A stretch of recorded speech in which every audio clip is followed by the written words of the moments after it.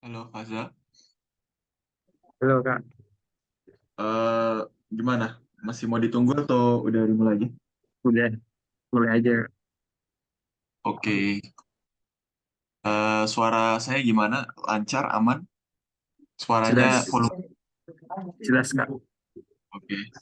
Oke, ya udah. Kalau gitu sebelum kita mulai, alangkah baiknya kita awali dengan doa menurut agama dan kepercayaan masing-masing.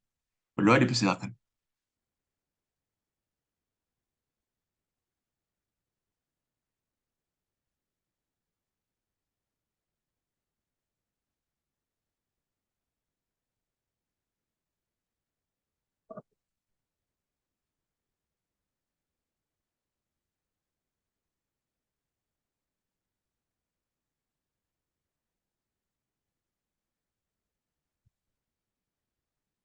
Berdoa boleh dilanjutkan lain waktu. Oke, kalau gitu saya share screen.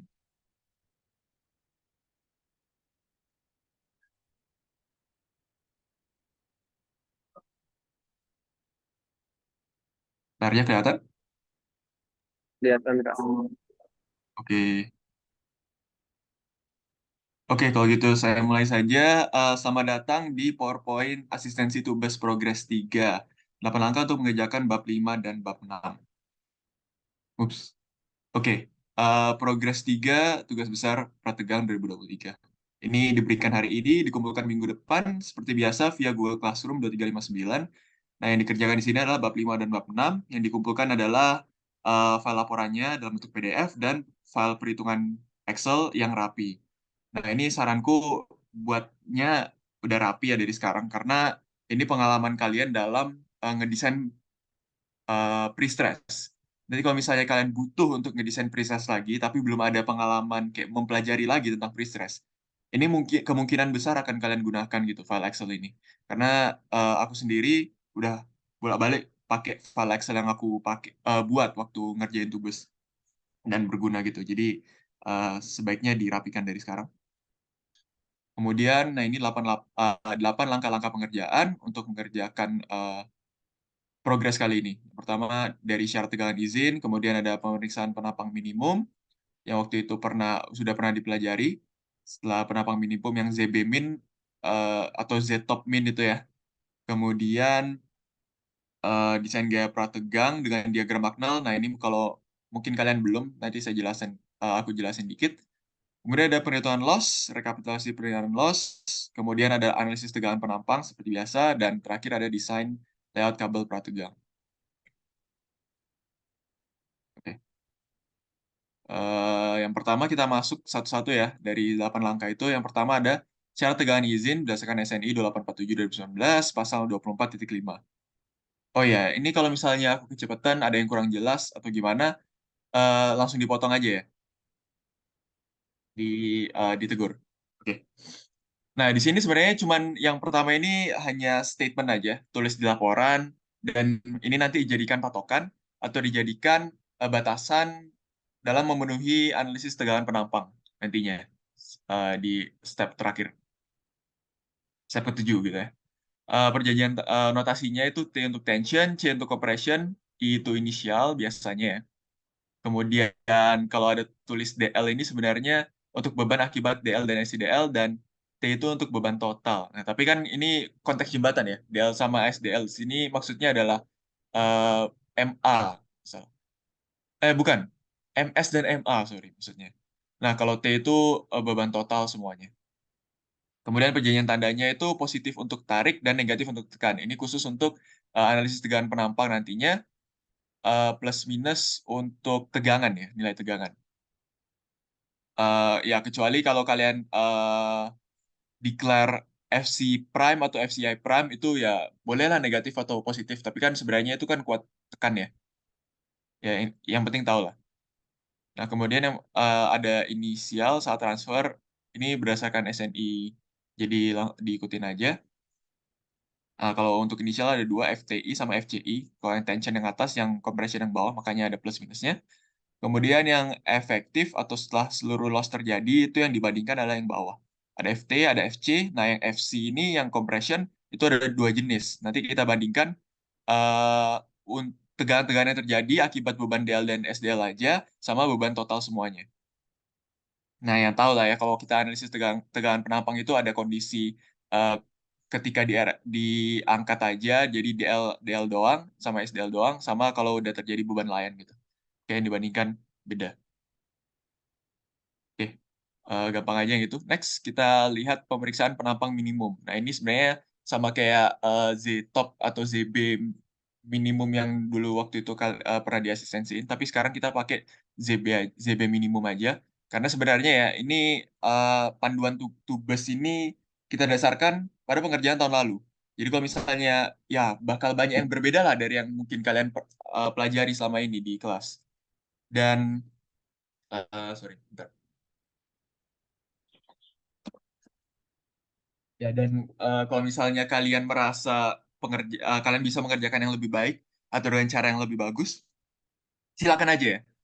Asisten tidak melarang. Jadi kalian kerjakan dengan ada banyak cara lah untuk kalian mengerjakan, asalkan hasilnya benar, hasilnya masuk akal semua.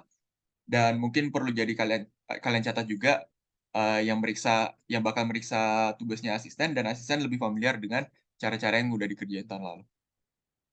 Kemudian ya udah, pemeriksaan penampang minimum untuk desain gaya prategang akan digunakan properti-properti penampang non-komposit pada daerah lapangan.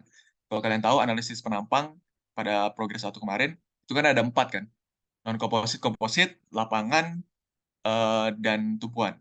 Nah, yang digunakan untuk desain gaya prategang itu non-komposit lapangan. Nilai momen yang digunakan dari analisis struktur itu diambil M0 adalah momen akibat dianalisis DL dalam konteks jembatan adalah MS dan MA di tengah bentang. Kemudian MT adalah momen total akibat beban layan satu ya ini ya. Beban layan satu di tengah bentang. Nah, untuk kasus yang penampang minimum ini tengah bentang, nanti kalau kalian desain layout kabel partegang butuh di 5 titik. Jadi seperempat, tengah bentang, 3/4, sama ujung-ujung. Nah, itu nanti ya. Penampang minimum sebaiknya, oh ya, ini kursor saya kelihatan nggak ya? Kelihatan nggak? Kelihatan. Nah, penampang minimum itu sebaiknya dipenuhi sebelum lanjut iterasi perhitungan loss. Jadi kalau misalnya di contoh kemarin kan kalian ada yang ZB minimum atau Z-top itu nggak perlu dipenuhi, tapi pilih yang paling dekat gitu kan ya. Kayaknya sebaiknya dipenuhi aja, karena nanti ini dengan aku penuhin aja, itu analisis tegangan penampangnya very close gitu ke izinnya. Jadi sebaiknya dipenuhi aja, dan ini ya, sesuai rumusnya ya, ZB min itu ada MT min R kali M0 dibagi FT RFCI. Nah, kalian udah ditentuin FC prime sama FCI prime-nya. Jadi itu nggak bisa berubah. Yang bisa berubah di sini adalah R, MT, M0 gitu untuk menentukan ZB min. Atau berapa yang kalian gunakan gitu kan. Jadi nilai R diambil 0,8 namun akan diiterasi kemudian. Karena ini R ini kan perhitungan loss nanti ya, bergantung perhitungan loss. R ini adalah efektifnya berapa, pre-stress, tegangan pre-stressnya. Kemudian kalau kalian masukin rumus di sini, FT berdasarkan positif dan FCI tetap negatif. Ini contoh perhitungan aja, nggak usah diikutin angkanya. Nah, R itu biasanya 0,8 memang kan sesuai yang kalian pelajari biasanya untuk post tension dan pre-tension juga. Nah, ZB min dapat 444 gitu misalnya, dan ZB yang kita gunakan adalah 576. Nah, ini oke berarti karena lebih besar. Nah, tapi kalau tidak memenuhi, maka artinya M0 dan MT yang didapatkan kurang baik. Kenapa aku nggak bilang lebih eh, apa ya, terlalu besar atau terlalu kecil? Karena eh, there's a balance gitu antara MT dan M0 gitu. Jadi kayak selisihnya harus gimana, nggak boleh terlalu besar, terlalu kecil. Nah, itu aku sendiri lupa gimana balance-nya. Nah, jadi M0 dan MT ini perlu diubah gitu. Dan mengubahnya adalah iterasi jumlah girder. Kan jumlah girder kalian tentuin sendiri kan. Dalam satu bentang penampang melintang itu pakai berapa girder gitu. Kalau misalnya kalian ubah, nanti M0 dan MT-nya berubah di tengah bentang. Nah, atau penampang yang dipilih terlalu kecil. Jadi kalian kan ada 2 pilihan penampang kalau nggak salah ya. Gunakan penampang yang lebih besar gitu, kalau misalnya diperlukan. Dan memang ini akan iterasi ke progres sebelumnya. Kalian akan modelin ulang di progres 2-nya, modelin ulang sub 2000-nya untuk mendapatkan gaya dalam baru. Dan ini memang memang terjadi ke semua orang ya. Jadi jangan jangan ngerasa, aduh, kok gua untuk ngerjain progres 3 harus ngerjain progres 2 lagi. Memang ini proses dari semuanya. Progres 3 itu termasuk mengerjakan ulang progres 2 dengan mengubah-ubah jumlah girda dan mendapatkan kembali M0 dan MT. Nah, untuk kasus ini mungkin kalian iterasinya ngambil aja yang tengah bentang untuk sampai dapat nanti R-nya ini bukan R, ZBB-nya ini masuk gitu. Oke. Itu ya untuk ZB-min. Sebaiknya dipenuhi. Kemudian yang ketiga yaitu desain gaya peradangan awal dengan diagram Magnell. Nah, ini mungkin hal yang baru. Aku tanya dulu deh, kalian pernah diajarin nggak diagram Magnell di kelas? Nggak pernah, Kak. Nggak pernah ya? Nah, ini mungkin jadi hal yang baru karena memang tahun lalu kita pakainya diagram Magnell dan udah diajarin juga di kelas. Jadi, aku nggak bisa terlalu ajarin secara konsep atau teoritis atau yang dalam-dalam lah. Jadi ini aku ajarin secara garis besar aja dan sebenarnya cukup simple kalau diikutin. Nah, kalau misalnya kalian ada cara yang kalian argue lebih baik, ya mungkin boleh lah ya, silahkan.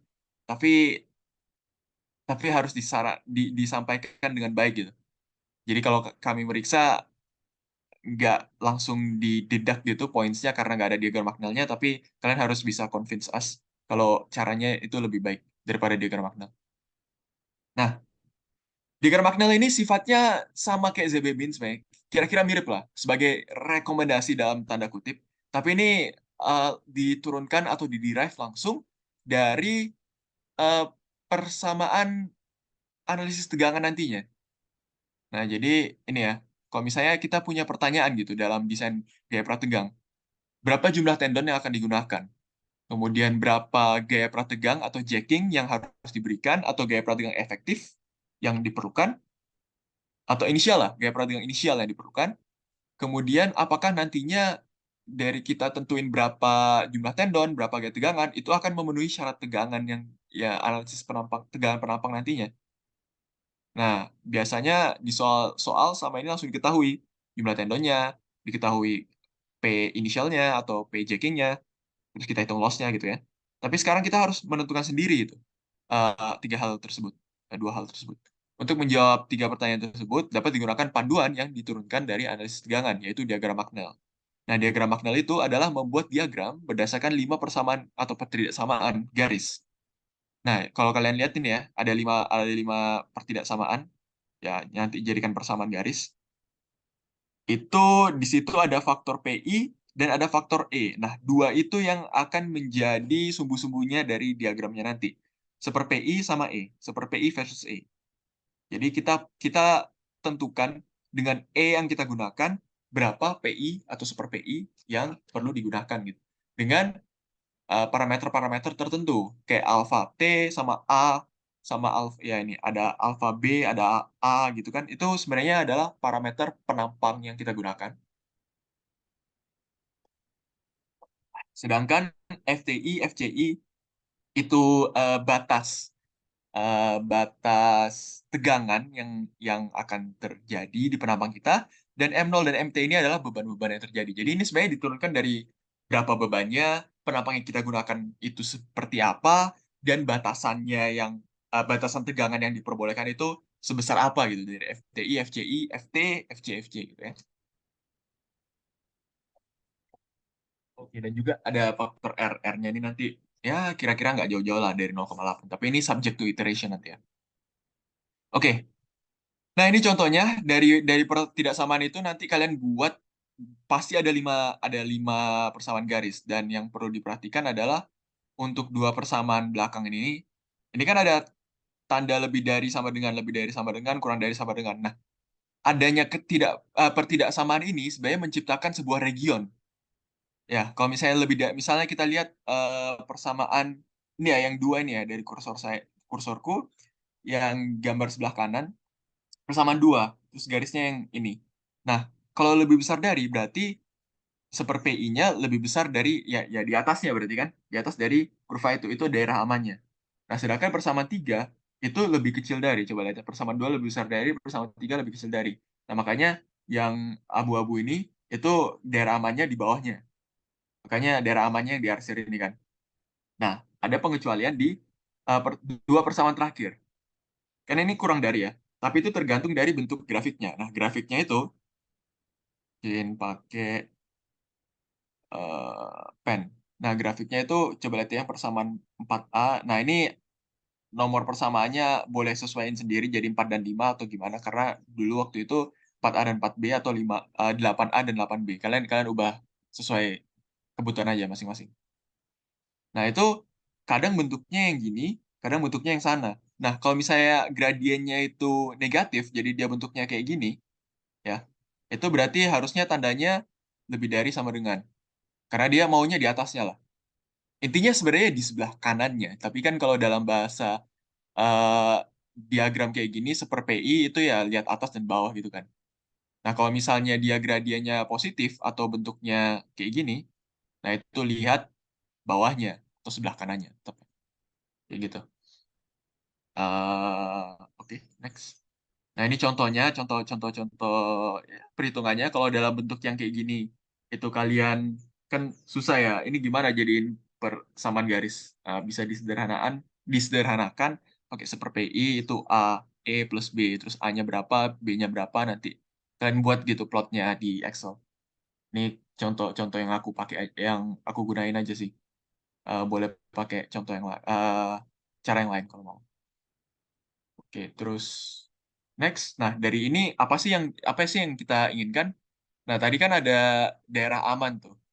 Nah, kita outputnya itu kita ingin mendapatkan nilai PI min yang yaitu gaya prategang inisial minimum yang perlu diberikan pada girder jembatan kita.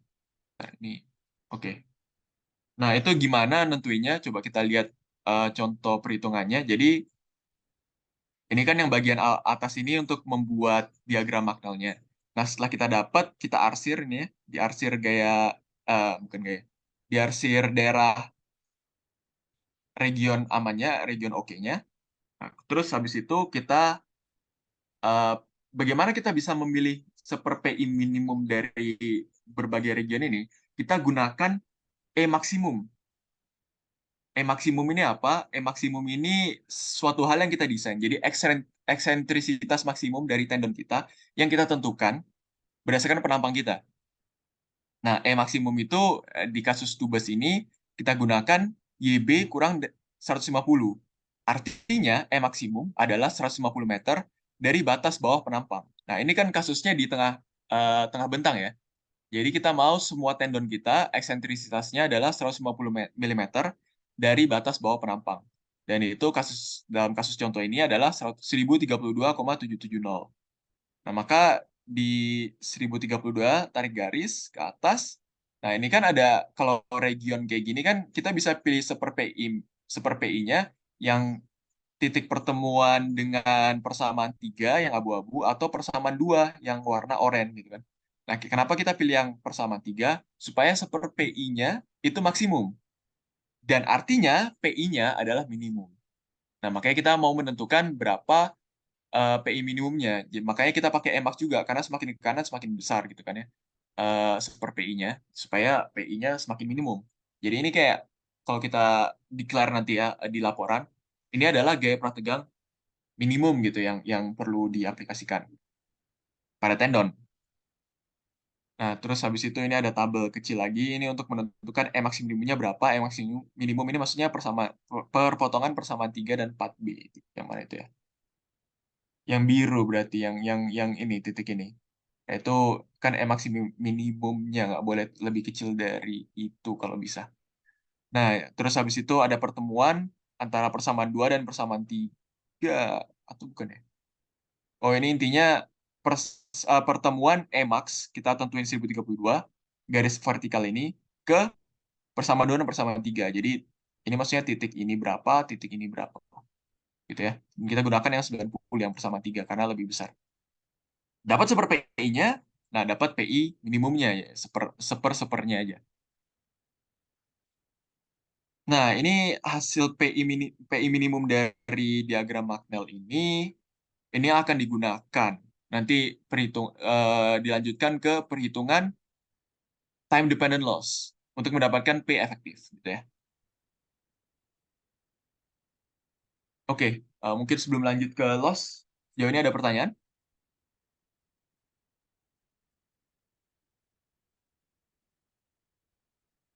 Untuk membuat diagram Magnell dan menentukan daerah-daerah ini ada yang bingung nggak? Ada yang masih bingung nggak? Atau udah kebayang maksudnya?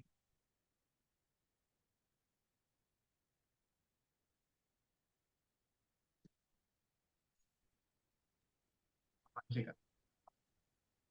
Oke, masih aman ya? Oke, kalau gitu kita lanjut ke yang keempat, perhitungan immediate loss. Nah, di sini sama kayak Magnell ya, mungkin things get different dari yang kalian pernah pelajari, tapi sekali lagi tidak saklek, ini bukan jalan yang absolut, ya ada banyak jalan untuk mendapatkan apa yang kalian inginkan. Jadi boleh boleh menggunakan cara yang kalian lebih yakini gitu.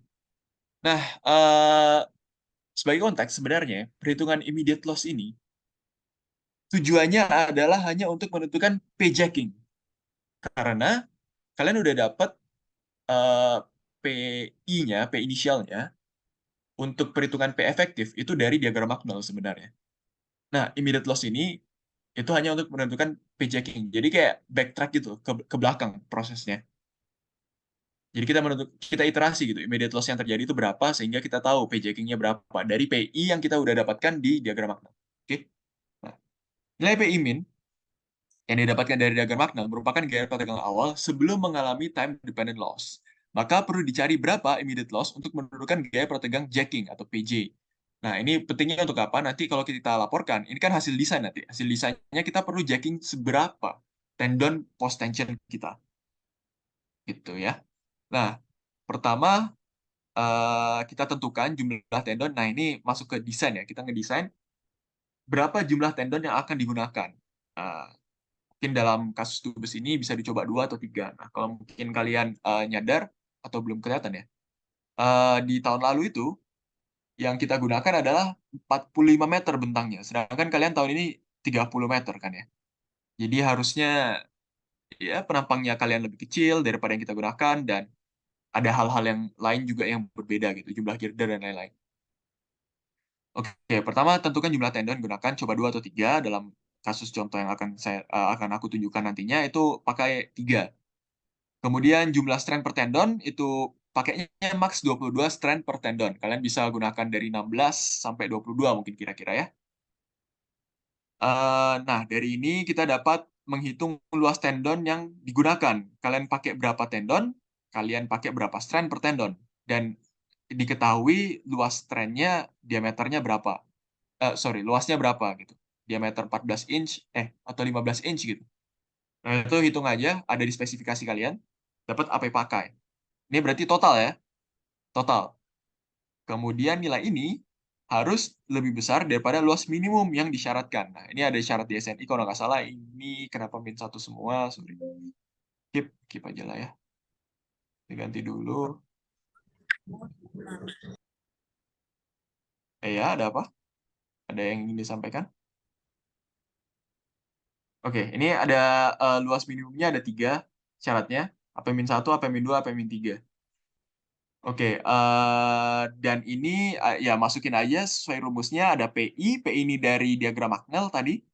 Kemudian FPU itu kalian diketahui, FPI juga diketahui berdasarkan spesifikasinya. Kemudian PJAC, nah PJACking ini yang diiterasi. Nah, gimana iterasinya?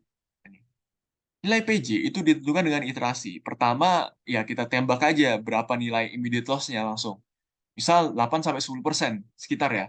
Nah, ini patokannya gimana? Aku sendiri lupa ya, biasanya immediate loss itu berapa. Tapi kalau dalam kasusku itu 8, sekian persen. Jadi aku contohin 8-10% loss. Contoh lah, contoh kita ambil 8% pertama. PJ sama dengan PI per 1 min 8%. Karena PJ tentunya lebih besar dari PI kan. Nah, kita maunya kalau 8% berarti 92 ya. Kita maunya PI sama dengan 92% kali PJ gitu kan ya, kalau misalnya 8% loss. Nah, ini untuk total, karena PI-nya tadi yang kita dapatkan itu total gitu ya. Untuk satu tendon, itu ya dibagi berapa, kalian pakai berapa tendon gitu. Jadi, yang AP pakai, end tendon, dan lain-lain ini hitung dulu, dapat berapa AP-nya. Kemudian hitung juga immediate loss-nya berapa awalnya, PJ-nya berapa. Kemudian baru kalian bandingkan sama AP minimum tadi, apakah memenuhi atau enggak gitu ya. Kalau enggak ya pilih pilih persen loss PJ yang lain gitu. Atau Ya ini, iterasi jumlah tendon dan strand per tendon yang digunakan sehingga AP memenuhi minimum.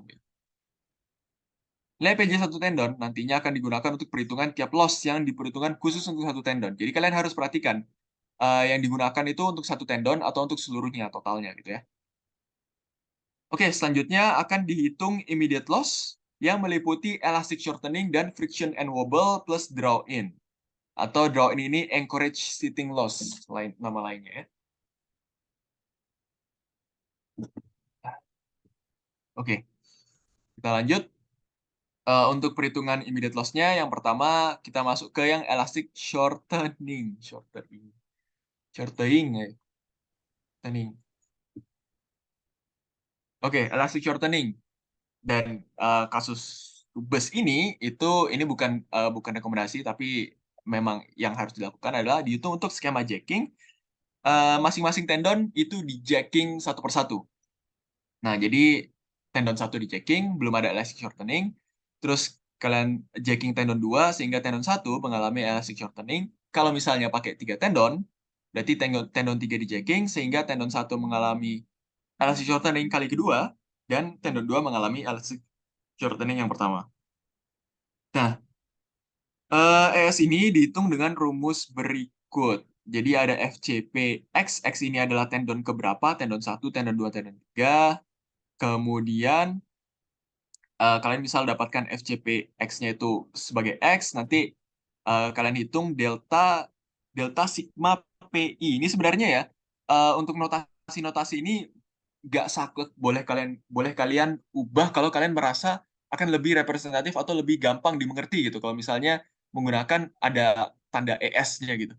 Jadi menunjukkan kalau ini loss atau loss tegangan akibat ES gitu.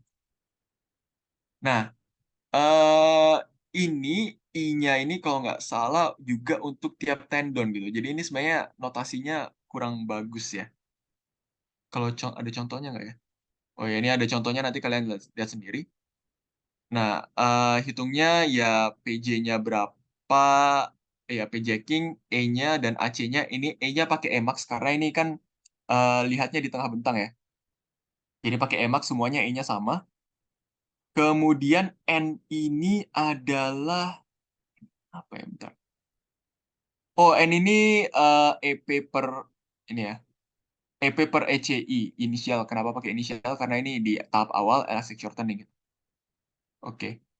Lalu N. Nah, ini kan dia ada FCP 1X, FCP 2X, FCP 3X. Nah, ini dua rumus ini itu untuk masing-masing tendon. Jadi tendon satu gitu. Kita hitung dulu FCP 11, 12, 11, 21, 31.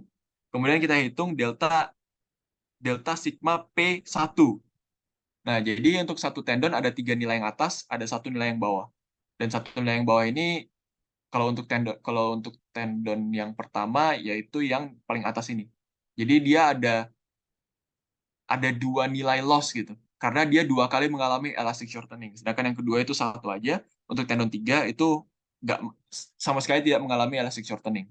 Nah, tapi nanti ini kan beda-beda gitu. Tendon satu mengalami loss berapa, tendon 2 mengalami loss berapa, tendon 3 mengalami loss berapa, nanti di rata-rata aja. Gitu. Nah, kalau rata-rata berarti ya sesuai tendon kedua gitu ya. Nanti kalian pikirkan sendiri lah. Rumus di atas untuk tiap satu tendon, gunakan Emax karena tinjauan tengah bentang. Kemudian, ambil satu nilai rata-rata dari tiap tendon untuk mewakili satu nilai persentase loss akibat ES. Nah, ini nanti dilaporkan. Persentase loss ES itu berapa persen gitu ya. Oke, next. Nah, ini contohnya mungkin kalau kalian mau perhitungannya, eh, ya ini ada loss-nya berapa. Ini tegangan ya, jangan lupa ini tegangan. Biasanya yang kita loss-loss itu hitungnya udah dalam bentuk gaya gitu ya. Jadi ini tegangan ini kali aja sama AP. Ini kan satu tendon ya. Average untuk merepresentasikan tendon 1, 2, dan 3. Berarti nanti dikali sama AP untuk satu tendon. Jangan lupa. AP-nya nanti kalian hitung bisa 3 tendon atau 2 tendon atau total gitu ya.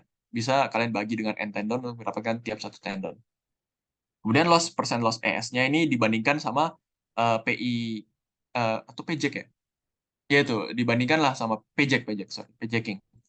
Karena loss-nya berdasarkan pjacking kan.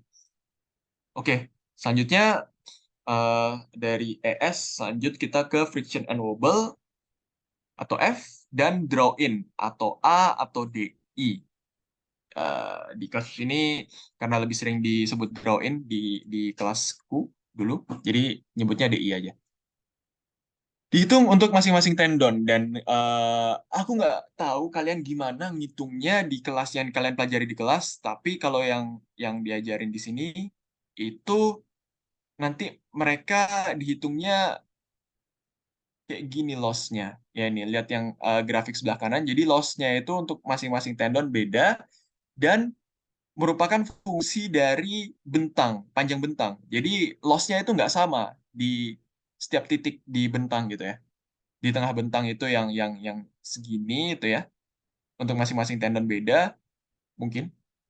I'm not really sure, aku lupa. Oh ya, beda-beda. Nah, tapi di ujung itu beda. Kenapa? Karena loss akibat anchorage seating atau draw in yang angkur slip itu tentu makin uh, paling berefek di ujung. Dan sedangkan di ujung nggak ada loss akibat friction dan wobble karena ya belum ada perubahan apa ya, perubahan sudut dari tendon gitu loh. Ini friction dan wobble itu kan loss sebagai fungsi dari perubahan sudut atau lekukan lah wobbling wobbling dari tendon. Makanya dia merupakan fungsi dari panjang bentang gini ya. Nah, oke, kita kerjakan hitung satu-satu. Diasumsikan jacking dilakukan pada kedua arah. Makanya tadi bentuknya loss-nya simetris gitu ya, bukan bukan beda gitu dari ujung ke ujung. Tapi karena dua arah jadi simetris, ditentukan K-nya itu 0,002 per meter dan mu-nya 0,2, ini untuk friction dan wobble. Kemudian tentukan eksentrisitas masing-masing tendon di tumpuan. Nah, ini kalian desain ya, kalian tentuin sendiri. Ingat, jarak antar tendon itu minimal ya 300 sampai 250 mm. Kenapa? Karena nanti di tiap tendon itu ada base plate-nya masing-masing untuk ngejacking gitu ya. Dan base plate-nya tentu ada ukurannya sendiri, kotak gitu ya. Mungkin 300 kali 300 atau 350 kali 350 gitu, atau mungkin bahkan 400 kali 400, tapi kayaknya nggak segitu ya, nggak segitu gede harusnya. Ini nanti kalian akan desain di akhir, progres paling akhir, yaitu detailing angkur atau apa gitu, kalau nggak salah. Ya, ya gue lupa namanya, bearing bearing apa gitu, tegangan. Nah, jadi kalau tahun lalu aku pakainya min 400, 0, 400. Tapi ini kan karena eh, penampangnya tinggi ya, tinggi banget. Kalau nggak salah tahun lalu itu penampangnya terlalu tinggi untuk bentang yang digunakan. Jadi makanya bisa pakai 3 tendon dan 400 min 400. Nanti kalian perhatikan ya, kalau kalian menggunakan jarak antar tendonnya itu terlalu besar, nanti kalian lihat gitu, kalian bayangin. Atau kalian gambarkan lah, sketsa lah, eh, di penampang kalian, eksentrisitas 0 gitu ya, misal pasang gitu, tendon satu, terus kalian gambar kotak di sekelilingnya untuk base plate-nya, kemudian pasang jaraknya gitu, 400 ke atas ke bawah, apakah bisa gitu dipasang? Atau malah udah nabrak gitu sama penampang atas dan penampang bawahnya. Jadi hati-hati ya. Kalian bayangkan dulu untuk sebelum menentukan ini. Dan ini yang kalian desain adalah yang di ujung ya, di ujung bentang, karena yang di tengah bentang udah dari awal tadi 150 mm dari YB atau 150 mm, sorry, YB kurang 150 meter. Jadi 150 mm dari penampang paling bawah gitu.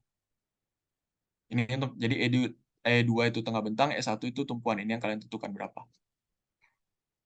Nilai E sama dengan 0 merupakan titik berat pusat atau pusat massa penampang. Di lokasi tendon itu relatif terhadap titik beratnya dari penampang kalian. Oke. Kemudian hitung friction and wobble loss masing-masing tendon dengan rumus seperti ini. Nah, ini nggak tahu ya sama kayak kalian yang pelajari atau enggak, tapi ya bolehlah kalian ganti, terserah lah. Eh, P tendon I ini artinya adalah setelah loss friction F dibandingkan PJ itu adalah eksponensial dari ini mu A, mu alpha ditambah Kx. Jadi sebagai fungsi dari alpha ini wobbling, mu ini wobble, perubahan kumulatif, perubahan sudut dari tendon kita yang parabolik, dan X ini adalah friction, K itu kan friction ya kalau nggak salah, atau wobble ya. Gue lupa yang mana. Pokoknya intinya X ini kan eh, panjang, panjang. Ini jarak panjang tendon. Udah dicatat ternyata. Alfa adalah perubahan sudut tendon dari titik tinjauan sebelumnya, dan X adalah jarak panjang tendon.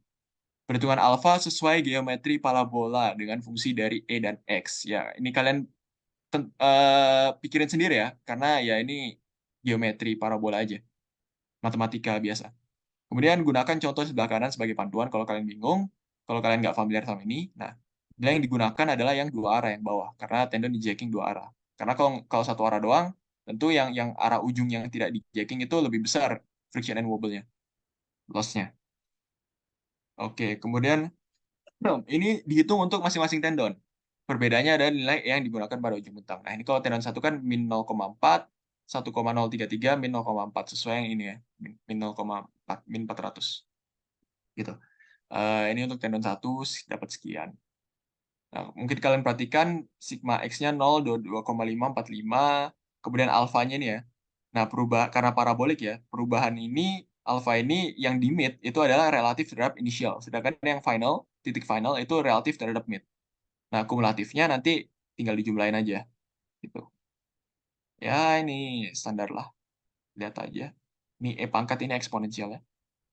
Oke, selanjutnya kita masuk ke draw in. Tadi itu udah dapat yang untuk yang F, dapatnya outputnya yang paling bawah ini.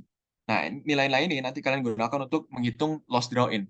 Dan kita akan bentuk nanti grafik yang tadi bentuknya M itu ya, yang aku tunjukin. Oke, draw in atau DI, loss, dihitung untuk masing-masing tendon. Kita asumsikan di tubes ini, slip angkur sebesar 6 mm. Kayaknya perlu di bold supaya tidak ke-skip. Oke.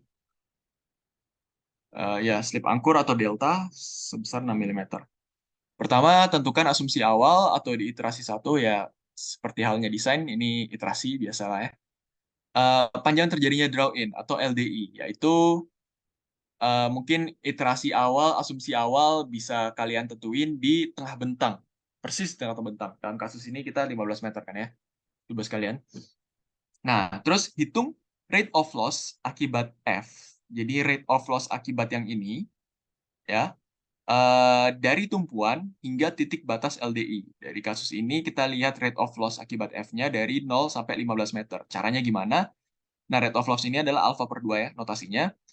Caranya ya P, P di ujung dikurang P di titik batas LDI per LDI-nya. Nah, kalau kasus ini kita pakai 15 meter atau tengah bentang, ya berarti kita tinggal yang 4039 dikurang 3764 ya, terus dibagi sama 22,5 gitu. Karena tengah bentang ya, kalau kasus contohnya adalah 22,5 di tengah bentang. Nah, kayak gitu aja terus dapat alfa per 2-nya. Nah, dari situ kita bisa hitung kembali LDI-nya yang harusnya yang terjadi ya, berapa atau ya sepanjang apa gitu draw in loss ini dari tumpuan. Karena angkurnya kan di tumpuan kan, sepanjang sepanjang apa gitu ngaruhnya. Nah, itu LDI. Kita hitung dengan rumus akar EP ini, E dari tendon, kemudian AP satu masing-masing tendon ya, karena ini dihitung untuk masing-masing tendon. Jadi ini kasus untuk tendon satu gitu, misal. Kemudian berapa deltanya dan berapa alfa per 2-nya. Tentunya LDI yang didapatkan akan berbeda dengan asumsi awal. Jadi bukan 15 meter, sehingga perlu diulangi perhitungan pada iterasi kedua. Bentar, ini 6 mm atau 4 aja ya? Kayaknya 4 aja deh. Oke, that's just a whim. Jadi nggak usah kalian bingungin. Karena gue ngerasa semakin kecil, karena bentangnya kalian pendek gitu ya. Jadi sebaiknya yang kecil aja deh. Oke, LDI didapatkan akan berbeda dengan asumsi awal, sehingga ulangi perhitungan pada iterasi kedua menggunakan LDI yang baru. Jadi nanti P ujungnya tetap, P di titik batas LDI itu akan berubah, dan LDI kalian berubah. Nah, ada dua kasus dalam menghadapi ini. Jika LDI di iterasi kedua itu lebih besar dari tengah bentang, maka akan perlu beberapa kali iterasi sampai didapatkan error LDI yang kecil. Karena nanti alfa per 2-nya kalian atau LDI-nya itu akan berubah-berubah lah. Ya, sedangkan kalau misalnya LDI di iterasi kedua itu kurang dari tengah bentang, maka pasti hanya perlu sampai iterasi kedua karena alfa per 2 yang kalian dapatkan akan terus sama, akan konstan gitu. Nah, mungkin contohnya nanti bisa kelihatan di sini. Nanti, oke, aku jelasin dikit ya kenapa kayak gitu. Karena pointer pen. Nah, kalau kalian lihat, ini adalah panjang bentang dari tendon kita ya, yang digambarkan di grafik ini. Kalau misalnya LD ini kan lihat ya, D ini efeknya hanya dari 0 sampai kira-kira 17, sekian gitu. Ini 17,75 itu LDI-nya. Nah, kalau dia lebih besar dari tengah bentang, artinya nanti grafik yang kalian dapatkan bakal something like this gitu kan ya. Nah, bentuknya jadi kayak gini, dan berarti loss D ini lebih menentukan, ya, yang menentukan gitu dari seluruh bentangnya, dan F ini jadinya nggak menentukan gitu. Nah, makanya apa ya, kita perlu iterasi beberapa kali karena dia itu pengen gimana ngomongnya ya. Intinya dia lihat rate of loss-nya itu yang lebih dari ya gitulah. Nanti kalian kerjain aja ini. Kalau secara filosofisnya gimana itu coba dilihat sendiri aja. Tuh, nggak terlalu penting juga sebenarnya. Oke, sampai mana tadi? Oh ini ya. Nah, gitu ya. Setelah itu dapat dihitung loss akibat DI, yaitu delta PDI. Ini udah dalam bentuk gaya ya, gaya. Sama dengan 2 kali rate of loss-nya, alpha per 2, dikali dengan LDI-nya. Nah, loss sebesar ini itu terjadi di ujung bentang. Jadi, kalau di ujung bentang itu, P tumpuan after DI, P di tumpuan after draw in, itu adalah P di tumpuan after F, yang tadi 40 berapa itu ya, di ujung bentang, dikurang sama delta PD ini. Kalian hitung. Nah, loss tersebut itu berkurang seiring dengan menuju tengah bentang. Karena ya, yang tadi ya, segitiganya miringnya ke atas, jadi semakin ke tengah bentang, semakin tidak mengaruh loss DI. Makanya di P, X sama dengan LDI, itu harusnya menyentuh di loss akibat F. Dan rumusnya ini mau gampangan aja, kalian ikutin rumusnya, adalah P tumpuan after DI ditambah delta PDI per 2. Ini, makanya nanti dia ketemu gitu ya, grafiknya, antara yang draw in ke yang FW, friction wobble. Dengan demikian didapatkan grafik gaya preset setelah loss terhadap ini. Bisa dihitung nggak ya? Bisa dihapus, discard. Oke. Nah, ini ada contoh perhitungannya yang tadi LDI-nya pertama coba sekian, terus dapat LDI iterasi pertama 17, karena kurang dari tengah bentang langsung dapat alpha per 2-nya yang sama. Kemudian delta P, P after draw in, ini tadi dihitung yang sesuai rumusnya, terus kita plot, bisa gambarkan seperti ini. Nah, ini penting ya grafik ini, karena nah, output dari perhitungan-perhitungan ini adalah menghitung satu nilai rata-rata gaya prategang setelah loss, friction, dan draw in. Kan ini eh, bergantung, loss-nya itu bergantung pada bentangnya kan ya, beda-beda gitu. Tapi kita pengen satu nilai rata-rata yang merepresentasikan semuanya. Berapa persen gitu loss-nya. Oke. Nah, nilai tersebut ini, nilai rata-rata ini dihitung sebagai weighted average dari garis terbawah grafik yang terbentuk ya. Kalau kalian lihat ini ya, garis yang terbawah lah. Jadi gabungan dari friction dan wobble dan juga draw in gitu yang diperhitungkan. Cara lainnya adalah menghitung luas di bawah kurva. Jadi semua luas ini di bawah kurva ini dibagi dengan panjang bentangnya. Ya, kalau kalian ya ibaratnya ada sebuah kotak gitu lah ya. Kan itu jadi nilai rata-rata gitu. Tingginya berapa, panjangnya adalah panjang bentang, dan PI average-nya berapa itu dihitung. Seperti itu caranya.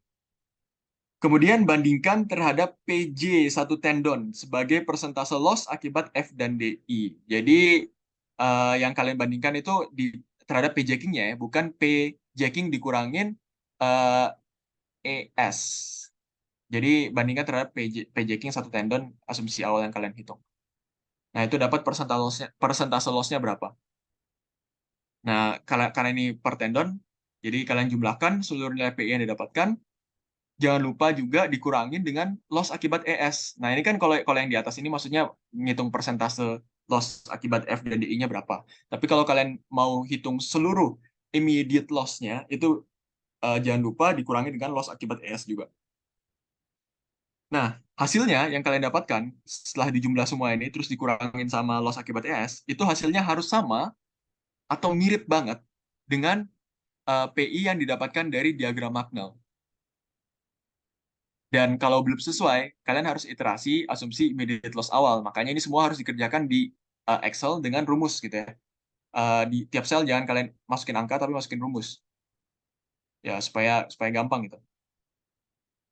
Apabila belum sesuai, iterasi asumsi immediate loss awal yang 8 sampai 0 sampai 10% tadi, yang tadi kita ambil 8%, atau ya nilai PJ sama aja, sampai didapatkan error yang minimum atau sesuai gitu, PI yang kalian dapatkan setelah perhitungan immediate loss dengan PI diagram Magnell.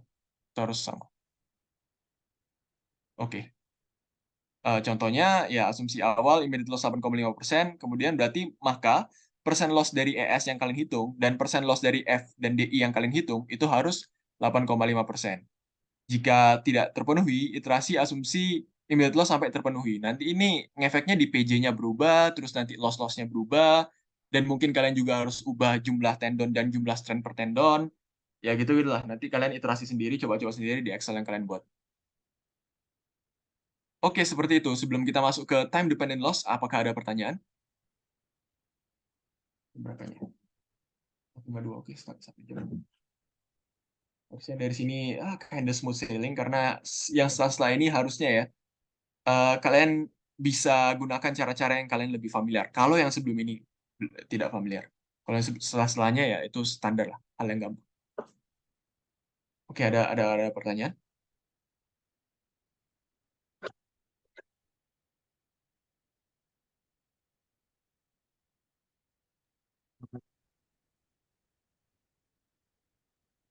Oke, masih aman lah ya.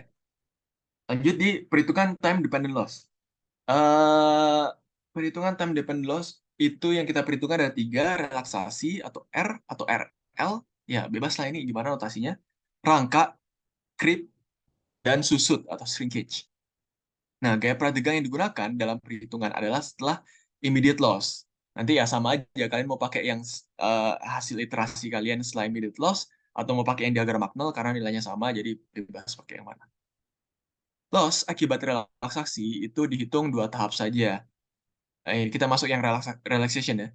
Dihitung untuk 2 tahap. Yang pertama itu 18 jam pertama, dan yang kedua adalah jam ke-18 sampai ke 720. Nah, mungkin kalau di contoh-contoh yang kalian pernah pelajari ya sampai berapa berapa tahun atau berapa berapa gitu, ya itu nggak usah lah, itu karena kecil ya. Ya bebas lah kalau kalian mau masukin juga. Jadi ini rekomendasi aja, tapi minimum 18 jam pertama dan juga 18 sampai 720 setelahnya. Dan kalau kalian tahu ya, kalau 18 jam pertama kan bisa langsung log log 18 gitu, atau log 18 min 1 min log 1 karena log 1 ini 0. Ya sama aja. Kemudian untuk tendon low relax. Nah, ini aku lupa kalian pakai tendon low relaxation atau tendon apa lagi yang satunya itu ya, stress relieving. Nah, itu jadi jangan lupa gunakan rumus yang sesuai. Kalau low relaxation rumusnya yang ini yang ada di layar. Terus ada contohnya ini kalau kalian mau panduan contoh perhitungan, tapi harusnya kalian udah familiar lah ya tentang eh, relaxation ini karena sama aja. Kemudian untuk yang time dependent loss, selanjutnya akibat rangka dan susut. Nah, kalau yang rangka ini kalian perlu data momen tengah bentang akibat DL saja dan akibat SIDL saja, atau MS saja dan MA saja. Beda sama M0 ya, karena M0 itu eh, gabungan MS ditambah MA gitu ya. Kalau nggak salah itu layan 4 kalau nggak salah ya. M0 itu, kombinasi layan 4. Nah, tapi kalau yang MS saja dan MA saja ya kalian outputnya load case tertentu gitu ya, untuk mendapatkan momen tengah bentangnya. Jadi jangan sampai salah.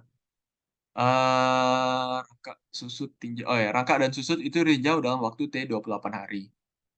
Jadi ini contohnya, contoh aja yang di atas garis ini adalah yang rangka atau creep. Rumusnya sama ya, pakai FCP, MDL, YI, MDL, MSDL, eksentrisitas, dan I penampang. Ini tentunya pakai penampang itu tadi ya, lapangan, non-komposit. Kemudian ada KCR-nya. Oh ya, KCR ini 1,6 untuk post tension. Ya. Dan kita nggak pakai lightweight concrete, jadi nggak usah dikali faktor-faktornya berapa gitu. 0,8 atau berapa gitu. Nggak ada ya, langsung pakai 1,6 aja.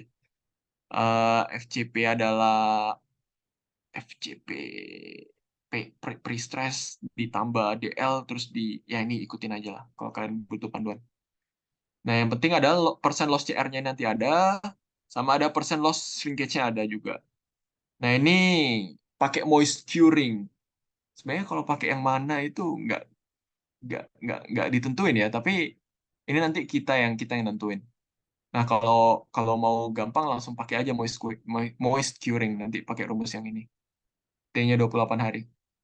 Oke, gitu dapat berapa sekian persen gitu ya, shrinkage. Nah, kalau kalian perhatikan ini relaxation 1% doang, kecil. Terus yang flip paling gede gitu ya, 13%, sama shrinkage-nya ya tengah-tengah. Oke, setelah didapatkan persen loss R, CR, dan SH, jumlahkan semuanya, dan didapatkan persen loss time dependent. Yang besarnya harus sama dengan satu min R. Nah, di sini titik di mana kita iterasi kembali. Nah, nilai R yang sudah diasumsikan di awal sebesar 0,8 itu harus sesuai dengan yang didapatkan setelah perhitungan time dependent loss. Jika tidak sama, maka harus diiterasi nilai R hingga sesuai. Nah, iterasi itu juga meliputi immediate loss agar nilai PJ juga tepat. Jadi, iterasi ini nanti kalian bisa bisa pakai Goalseek, tapi Goalseek itu kan ada banyak langkahnya ya. Kalian harus pencet ini, pencet itu, pencet ini, dan beda-beda gitu ya. Jadi, saran gua lebih baik copy paste gitu. Jadi kayak kalian dapat berapa di yang R aktual ini, terus paste di R yang di awal. Kan ini dicek penampang minimum di step 2 tadi ada penentuan R berapa 0,8 gitu ya. Nah, terus sampai step 5 dapat 0,85 gitu misal. Ya, kalian tinggal copy ini terus paste di sini. Nanti ini berubah lagi kan. Ya copy paste, copy paste, copy paste as value ya, as value, paste as value. Jadi ini akan teriterasi otomatis sendiri kayak berubah. Jadi kalian iterasinya manual tapi pakai Excel gitu dan nanti bakal cepat dan gampang. Nah, as kalian iterasi yang sebelah kiri ini, kalian juga harus iterasi yang immediate loss yang sebelah kanan. Di step 4 tadi kita ada asumsi initial loss-nya berapa persen, kemudian dapat persen loss immediate loss-nya ini. Persen loss IL itu berapa. Nah, di sini juga pakai cara yang sama. Copy yang bawah, paste as value di atas. Nanti mungkin aku kasih contoh dikit lah untuk perhitungan yang di Excel-nya gimana. Jadi kalian iterasinya dua, dua gitu, dua, dua layer gitu. Jadi kalau pakai Goalseek agak agak sulit. Jadi penting copy paste, copy paste, copy paste aja lebih cepat. Lagian Goalseek kan juga gitu kan, apa namanya konsepnya. Jadi kayak dia brute force masing-masing angka gitu berapa. Nah, kita juga brute force copy paste gitu. Oke, habis itu kita udah dapat time dependent loss-nya berapa totalnya, ya dapat R aktualnya gitu kan ya. Nah, berarti kita bisa rekapitulasi perhitungan loss-nya dan gaya perhitungan efektifnya. Ini penting kalian buat tabelnya sesuai yang waktu itu kita pernah pelajari waktu tutor. Rekapitulasikan seluruh perhitungan loss beserta gaya perhitungan jacking, prategang awal, dan prategang efektif dalam satu tabel yang ringkas dan jelas. Nah, biasanya kan kalau R itu nggak jauh-jauh dari 0,8 kan ya, untuk post tension. Kemudian, oke, selanjutnya kita, ya untuk yang perhitungan loss sudah selesai semua. Selanjutnya kita akan masuk ke analisis tegangan penampang. Ini kira-kira ya mirip lah ya, sama dengan yang kalian sudah pelajarin di kelas, atau yang waktu di tutor kemarin. Nggak tahu akhirnya gimana dari yang Jovan PR atau apa gitu ya. Udah di follow up Jovan kan ya. Nah, itu diikutin aja, tapi ini minimal ya. Bukan berarti harus dilakukan terhadap 3 kondisi ini, tapi minimal itu ada saat transfer, ada saat pengangkatan girder, dan ada saat beban rencana. Nanti kalian gunakan gaya prategang yang berbeda untuk kasus yang berbeda, dan gunakan juga momen yang berbeda. Kenapa? Karena ya tentu kalau saat transfer dan saat pengangkatan girder kan belum ada beban-beban truk, beban-beban rem dan lain-lainnya kan. Nah, makanya kita gunakan M0 aja untuk dari dead load sama superimposed dead load atau MA dan MS gitu ya. Juga tinjau, nah sebenarnya kalau saat transfer itu kan belum ada MA ya. Ya, belum ada SIDL kan ya. Harusnya dead load doang. Nah, ini harusnya MDL gitu. Tapi ya, ya kalian kalian kalian pikirin sendiri lah. Juga tinjau penampakan secara komposit pada saat beban rencana. Jadi semua ini kita hitung untuk penampang tengah bentang yang non komposit. Tapi untuk yang beban rencana ditambah juga yang penampang kompositnya. Ada bel-bel lagi. Oke, untuk tegangannya ini sigma top atau bottom, ya rumusnya waktu itu pernah diajarin ada kayak structure-nya ya dari rumusnya. Ada P per RG, minus plusnya ini ya kalian pikirin sendiri itu notasinya gimana. Harusnya ya kalau minus itu ya sesuai yang tadi, yang di awal. Kalau minus itu tekan, kalau plus itu tarik gitu ya. Harusnya, nanti kalian coba cek lagi aja. E ini eksentrisitas maksimum karena tengah bentang, P-nya yang digunakan berbeda-beda sesuai kondisi, M juga sesuai kondisi, Y top atau kita mau pakai Y top atau Y bot sesuai kita tinjaunya sigma top atau sigma bottom. Nah ini ada keterangannya, kalian baca sendiri aja. Ini kayak contoh ya, angkanya jangan diikutin karena ini kemungkinan salah waktu itu ngerjain tegangan penampangnya. Jadi ya nanti outputnya itu, bentar. Ini outputnya adalah diagram tegangan dan pengecekan tegangan terhadap peregangan izin. Ini harus dilaporkan ya, di laporan harus ada ya diagram tegangan ini. Bebas kalian gimana cara gambarnya. Kalau nggak salah ini pakai PPT, tinggal pasang-pasang garis-garis saja. Kemudian ya ini bisa dilihat-lihat nanti aja. Intinya kita udah dapat sigma top, dapat sigma bottom, ya mau berapapun mau plus minus itu kalian masing-masing harus dicek sama F izin tarik dan F izin tekan. Jadi dua nilai yang didapatkan ini harus dia di antara dua nilai batas ini. Gitu ya, cek oke atau enggak. Girder, pelat, dan lain-lain. Ini mungkin kalau kalian bingung, untuk yang pelat, itu F izinnya itu sama dengan girder, meskipun kan F izin ini diturunkan terhadap FC prime kan. Tapi FC prime-nya kok beda, dan kok F izinnya sama, itu karena kita udah pakai N. N ini EC per EC gitu ya. Ini kok ada MPA-nya, ini harusnya nggak ada MPA-nya. Ya gitu. Oke, ya ini silakan disimak aja nanti sendiri contohnya gimana. Nanti ada bentuknya kayak gini kalau yang penampang komposit kan ada lompatan gini karena FC prime yang digunakan berbeda. Terus oke, ini untuk analisis tegangan penampang ya seperti biasa. Nah, ini udah di langkah terakhir desain layout kabel prategang. Nah, ini juga mungkin caranya berbeda dengan yang udah kalian pelajarin di kelas. Tapi ini kalau aku lihat-lihat mirip-mirip lah dengan Magnel. Kayak eh, lokasi kabel konkordan itu dulu dulu istilahnya kayak gitu dari Pak Bambang. Lokasi kabel konkordan atau lokasi kabel yang aman gitu secara tegangan dan lain-lain dan beban yang terjadi dan penampang yang digunakan. Oke, ini tulisannya desain lewat kabel prategang, tapi sebenarnya lewat kabel prategang kita udah desain dari tadi-tadi, yaitu bentuk parabola dengan eksentrisitas tumpuan tertentu yang 400 tadi, 0, dan juga eksentrisitas tengah bentang 150 mm dari bawah penampang.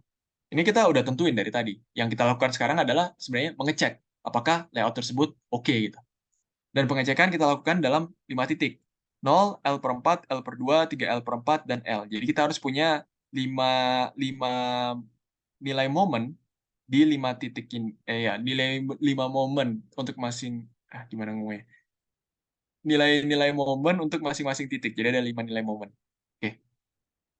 Daerah aman prategang itu dapat diketahui dengan melakukan perhitungan dan plotting grafik untuk persamaan-persamaan berikut. Nah, 5 persamaan ini yang kalian gunakan, nanti kalian masukin ke buat grafiknya gitu. PI-nya udah ada, PI-nya udah ada. Nah, E ini jadi batasannya nanti E1, E2, E3, E4A, E4B. Ini boleh E4 atau E5 gitu ya. Bebas lah notasinya. Nomor persamaan ubah sesuai kebutuhan, bebas. M0 dan MT-nya ada, ZT dan ZB-nya ada, ini semua ada, PI, PE-nya ada, A-nya ada. Yang nggak ada adalah ya E-nya ini nanti berapa kan. Ini PI bisa diubah, dipindah ke kanan, PI, PE dipindah ke kanan, terus nanti kalian dapat E sama dengan berapa gitu, persamaan garisnya. Oke, dan persamaan garisnya ini tentu sebagai fungsi dari M0 kan. M0-nya beda-beda gitu, antara 5 titik atau MT gitu. Oke, maka diperlukan nilai M0 dan MT untuk kelima titik tersebut dari sub 2000. Selain itu, perlu ditentukan batas bawah dan batas atas eksentrisitas tendon agar tidak masuk ke selimut bersih.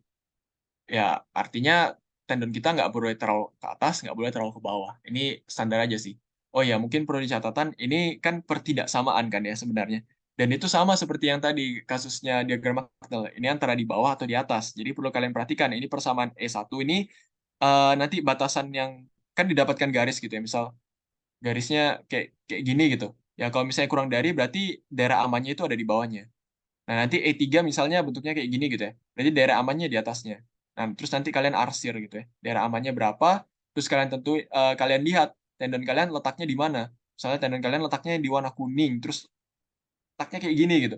Berarti kan di sini nggak aman ini di tengah bentang.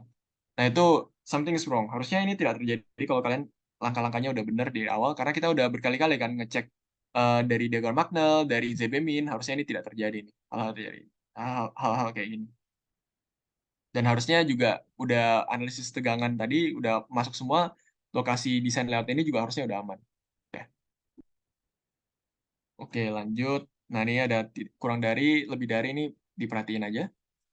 Kemudian perlu ditentukan batas bawah dan batas atas. Nah, ini contohnya pakai D, eh, ya ibarat apa ya, ekivalensi diameter dari tendon, satu tendon itu berapa gitu ya. 4 AP per Pi ini standar aja. Asumsikan dia bulat, jadi kira-kira 65 mm lah, harusnya 62 kan, tapi kita bulatin ke atas biar gede D-nya. Asumsi selimut beton adalah 50 mm, jadi batas bawahnya adalah, ya ini sesuai notasi aja, batas bawah ini kalau negatif berarti dia ke atas kalau nggak salah ya. Sedangkan batas atas ini di penampang bawah, nanti kalian perhatiin sendiri aja, makanya ini pakai YT sama YB. Oke, kemudian jadi batasnya itu ada 5 ini, ditambah 2 ini, jadi ada 7. Nah, kemudian hitung lokasi atau eksentrisitas tendon yang dipasang pada kelima titik. Nah, tadi kan kita udah pasang kan, ya berapa. Nah, tapi kita cuma tahu di ujung sama di tengah. Nah, di L per 4 sama 3 L per 4 berapa? Nah, itu kalian hitung sendiri berdasarkan persamaan parabolik. Ya, E atau Y ini ya. Y sama dengan AX kuadrat plus BX plus C. Dalam kasus ini Y-nya adalah eksentrisitas tendon. Ya, seperti itu. Ini contohnya, contoh perhitungannya. Jadi, ada dalam fungsi X, bentangnya dari 0, L per 4, L per 2, 3 L per 4, L. Kemudian ada masing-masing nilai M, L, dan MT. Dan ada nilai E-nya, persamaan 5, atau ya persamaan berapa lah. Kalian nanti tentuin sendiri. Batas bawahnya berapa, batas atasnya berapa. Jadi, ada 7 batasan. Terus kalian hitung E tendon kalian berapa gitu di masing-masing titik. Terus dicek apakah nilai ini lebih besar dari 5, lebih besar dari, sorry, ini lebih kecil ya berarti. Lebih kecil dari 5, lebih kecil dari 6, tapi lebih besar dari 7, 8, A, dan 8B. Kemudian lebih besar dari batas bawah dan lebih kecil dari batas atas. Kalau itu semua terpenuhi, baru oke, ceknya oke. Ya ini jadi if-nya ada banyak gitu. Atau nggak tahu pakai apa kalian. Indeks atau apa. Nah, terus ini gambar ini harus ada ya. Jadi kalian grafikin semua, terus nanti bikin arsiran. Nah, ini perkara harusnya arsiran juga tetap ada karena ini yang akan menggambarkan. Dan di sini kelihatan tendon satu yang warna coklat, tendon dua yang warna. Nah, ini nanti pewarnaan kalian atur sendirilah gimana enaknya. Nah, kalau kelihatan tendon satu yang ini di dalamnya kan dalam arsiran, tendon dua yang ini lebih tengah lagi dan tendon tiga yang di sini. Nah, ini masih patah bentuknya karena kita cuma 5 titik. Dan ini semua di dalam arsiran daerah yang aman itu. Gitu ya. Oke. Ya, sampai situ aja paling. Selesai. Apakah ada pertanyaan? Ada animasinya. Set. Oke. Mungkin gua kasih contoh untuk Excel-nya. Ini kalian kelihatan nggak Excel-nya? Masih Masih PowerPoint, Pak. PowerPoint. Oh, masih PowerPoint. Oke, oke, oke. Touch screen. Excel. Nah, ini kira-kira mungkin jadi gambaran aja lah ya. Di sini ada parameter penampang yang kita gunakan nanti yang non-komposit lapangan. Lalu ada syarat tegangan izin tadi. ada momen tengah bentangnya M0 dan MT berapa, ini diambil dari ini ya, gaya dalam memanjang. Oh, kalau tahun lalu ada dua modelnya, memanjang dan melintang. Nah, sekarang kan langsung 3D ya, lebih lebih bagus 3D sih. Kemudian ini ya agak kacau karena kita iterasi berkali-kali nih. Ada beberapa jumlah girder sampai 6, 7, 8, 9, 10, 11, 12 gitu. Berkali-kali iterasinya dan cari that sweet spot supaya ZBM-nya ini memenuhi ya, ya dipakai. Ini yang MSIDL, ini yang MDL doang, tengah bentang doang butuhnya. Kalau yang layan ini, line 4 ini butuhnya 5 gitu ya. Ini juga butuhnya 5, line 1. Ini yang MT kalau nggak salah. Yang kuat ini dipakai untuk apa ya? Oh, kuat ini nanti envelope-nya aja untuk progres selanjutnya. Kalau desain pakai line. Line 1 ini MT, line 4 itu M0. Ya gitu, terus R-nya berapa? Oh ya ini ya, contoh ya. Kasih contoh ini 0,7 gitu misal. Nah ini ZBmin hitung oke-oke semua. Terus nanti ini Magnel, diagram Magnel. Ya semuanya berdasarkan rumus-rumus saja kan. FT-nya berapa. Kemudian ini nanti grafiknya berubah-berubah sendiri. Nah karena arsiranya harus manual, ini masuk juga ya. Wah ini kecil banget. Nah ini juga jadi masalah sih kalau misalnya nanti diagram Magnel kalian nggak bener gitu ya. Karena M0 dan MT-nya juga nggak benar. Jadi itu perlu subject to iteration juga. Kayak gini. Nah ini aku biarin aja karena nanti harusnya bakal kembali kayak gitu. Nah kalau kalian perhatikan ya, daerah amannya jadi kecil gitu. Jadi yang di dalam sini, eh, oke ini aku undo dulu, undo. Oke 0,7, selimutnya 150, ditentuin sendiri, ini bisa 200 juga sebenarnya, tapi biasanya ya yang dilakukan 150 di praktik praktek. Begitu dapat PI min sekian, terus kita masuk ke jumlah tendon. Ini initial loss. Ini semuanya subject to iteration sampai time dependent loss itu juga subject to iteration. Nah, misal initial loss-nya kita tebak berapa ya?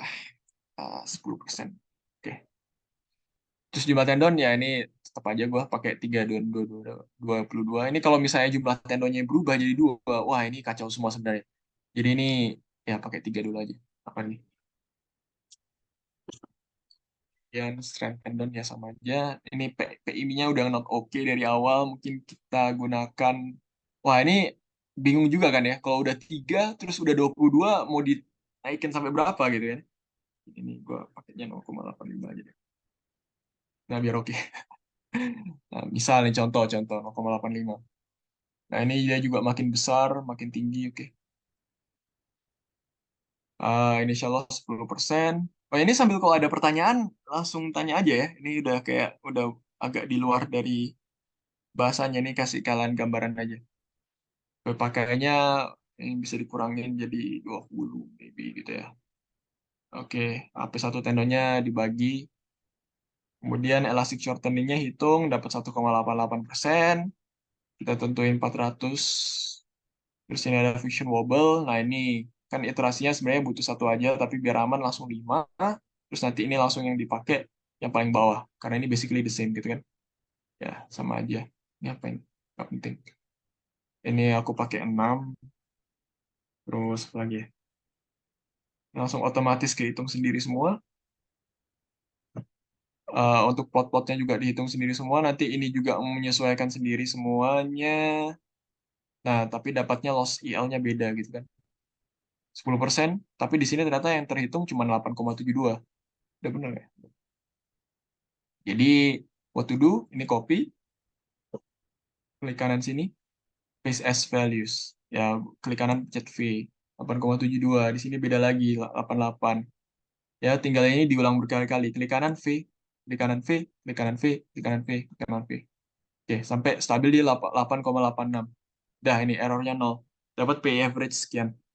P average ini adalah dijumlahkan, terus dikurangin sama delta ini dikali AP. Kenapa kenapa kayak gitu? Karena ini masih dalam bentuk MPa ya. Harusnya yang kilonewton yang kita cari. Oke.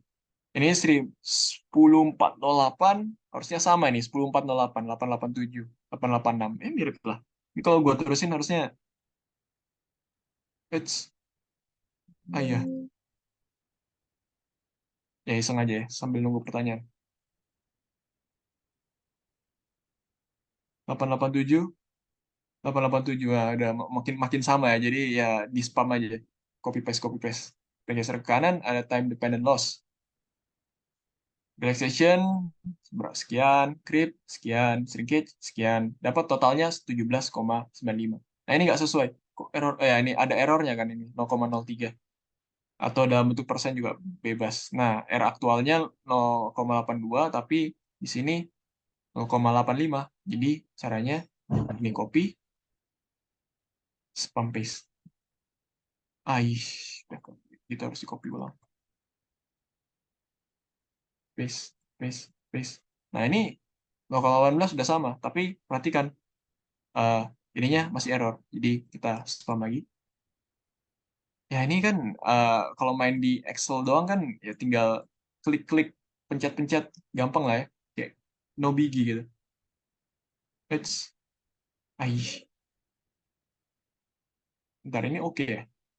Oh ternyata pakai 20 oke. Kalau misalnya gua pakai 22 nanti dia harusnya ininya mengecil. Coba jangan diganti deh 22 biar aman. Biar baik lagi grafiknya. Paste, paste, paste, paste, paste. 804 udah mirip, harusnya jadi 802 nanti. Nah itu kan. Harusnya 877 harusnya. 76. Ya, kira-kira kayak gitu lah. Kalau kalian udah bentuk ininya, Excel-nya bagus, jadi tinggal pencet-pencet. Everything is automated. That's beautiful. Oke. 133, 897, 898, ya sama lah. 802, 802. Terus ininya udah sesuai, udah balik kayak yang tadi. Biar amannya. Udah, terus apa lagi tadi. Oh, ini ada. Nah, ini entah apa yang gue ubah karena gue pakai ini untuk matkul jembatan di S2. Jadi something's not something's not okay. Gua nggak tahu. Oke, terus ya kalau not okay ini berarti something is wrong gitu. Dengan penampangnya kurang kah atau gimana lah ini tegangannya nggak oke. Itu kurang tahu gimana berubahnya waktu itu. Terus ya kalau not okay, harusnya tidak terjadi sih not okay ini. Aku bingung juga. Tapi ya semoga tidak terjadi kalian. Amin. Dan ini kayak pas banget gitu loh. Coba kalau kalian lihat. Etendon 1 1033 tapi ini 1033 juga kan. Jadi kayak 0, sekian gitu bedanya. Ya paling paling ini diubah jadi 162 atau berapa lah. Oke. Terus nah ini kalau kalau yang smooth ini ya tinggal dibanyakin aja. Kan ini cuman berdasarkan rumus. Ini sebenarnya untuk di akhir sih. Ini nanti untuk kesimpulan di akhir. Ini belum bagian dari progres ini. Sebelum di akhir kalian bisa gambarkan ini. Lokasi tendonnya yang lebih yang realistis. Tinggal banyakin aja ini nggak perlu M0 MT. Ya karena kalian udah punya persamaan tadi kan. Y AX kuadrat BX plus C. Nah, pakai itu jadi kalian bisa tentuin sendiri. Nah, ini kan ABC-nya berapa, jadi X-nya berapa, Y-nya berapa gitu udah dapat. Ada pertanyaan habis ini?